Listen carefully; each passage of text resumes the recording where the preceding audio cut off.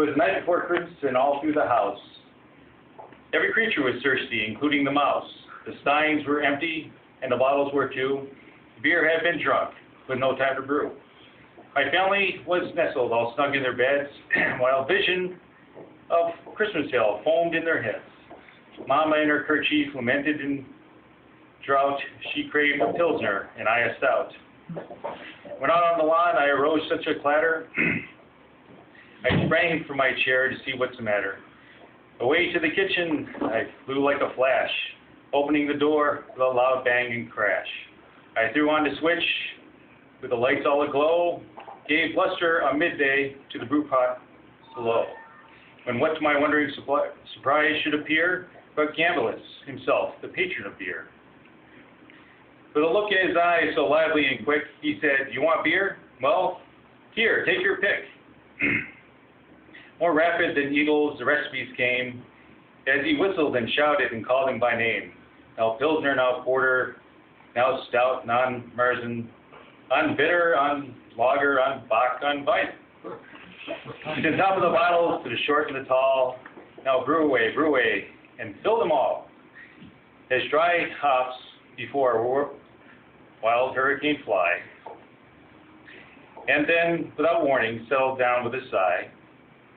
So towards the brew pot, the ingredients flew: malt extracted, roasted barley, and crystal malt too. And then with a twinkling, I heard it quite plain, the crackling open of each barley grain. As I drew my head and was turning around, into the kitchen he came with a bound. He was dressed like a knight from his head to his toes, with an old family crest adoring his clothes. A bundle of hops he flung on his back, and the brewing began when he opened his pack. His hops were so fragrant, his barley now how sweet. His adjuncts included Munich malt and some wheat. The malted barley was mashed in the tun, then boiled with hops and brewed till done. Excitement had me gnashing my teeth, as the sweet smell encircled my head like a wreath. Beer yeast was pinched, both lager and ale. The wort quickly fermented, not once did it fail. It was then christened or sugar primed, and just being bottled when midnight had chimed.